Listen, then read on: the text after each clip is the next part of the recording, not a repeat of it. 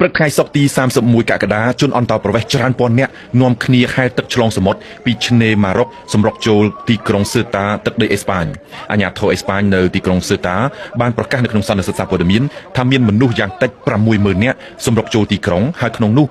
25000 នាក់បានចាក់ចេញទៅវិញនៅល្ងាចថ្ងៃសុក្រក្រុងស៊ើតាគឺជាដែនដីអានីសមុទ្ររបស់អេស្ប៉ាញស្ថិតនៅលើទ្វីបអាហ្វ្រិកភាគខាងជើងដែលជាប់ទឹកដីដែនគោកម៉ារ៉ុកមានប្រជាជនតែ 80000 នាក់ទឹកដីអេស្ប៉ាញដ៏តូចមួយនេះជាមរតកបន្សល់ទុកតាំងពីសម័យអាណានិគមយូរលង់មកហើយពលគឺប៉ុកជូហ្គាល់បានប្រគល់ស៊ើតាឲ្យអេស្ប៉ាញនៅឆ្នាំ1668ប្រជុំមុខនឹងវិបត្តិជនអន្តរប្រវេសន៍សម្រុកចូលទឹកដីស៊ើតារបស់អេស្ប៉ាញប្រទេសអ៊ីតាលីប្រតិកម្មខ្លាំងនឹងមុនគេដោយអំពាវនាវឲ្យដកអេស្ប៉ាញចេញពីតំបន់ចរាចរណ៍ដោយសេរី Espace Schengen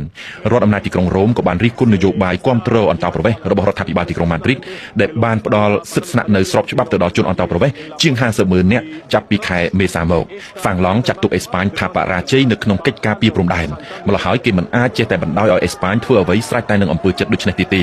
នេះបើតាមរដ្ឋមន្ត្រីក្រសួងហាផ្ទៃហ្វាំងឡង់ដោយសង្កត់ធ្ងន់ថាប្រទេសដែលមិនគោរពកាតព្វកិច្ចការពារតំបន់ចរាចរណ៍ដោយសេរីគឺមិនត្រូវស្ថិតនៅក្នុងតំបន់ Schengen នេះតទៅទៀតឡើយក្រៅពីគាំទ្រអ៊ីតាលីនិងហ្វាំងឡង់នាយករដ្ឋមន្ត្រីដាណឺម៉ាកបានជំរុញឲ្យបណ្ដាមេដឹកនាំសហភាពអឺរ៉ុបត្រូវបើកកិច្ចប្រជុំពិភាក្សាបន្ទាន់ពីបញ្ហានេះប្រធានគណៈកម្មការអឺរ៉ុបលោកស្រីអុកសាឡាវ៉ុនដឺរឡែនបានចាត់ទុកភាពអសកម្មរបស់អេស្ប៉ាញនៅក្នុងកិច្ចការពារតំបន់ Schengen ថាមិនអាចទទួលយកបានទាល់តែសោះលោកស្រីក៏ជំរុញឲ្យរដ្ឋាភិបាលទីក្រុងម៉ាឌ្រីតទប់ស្កាត់ជាបន្ទាន់នៅបណ្ដាញក្រុមជនឈ្មួញខិលខូចដែលនាំផ្លូវជនអន្តរប្រវេសន៍ចូលទឹកដីសហភាពអឺរ៉ុបចំណែកប្រធានាធិបតីបារាំងបានចេញបញ្ជាឲ្យរដ្ឋមន្ត្រីមហាផ្ទៃត្រូវចាត់វិធានការរឹតបន្តឹងសន្តិសុខនិងត្រួតពិនិត្យតាមបណ្ដោយព្រំដែនបារាំងអេស្ប៉ាញ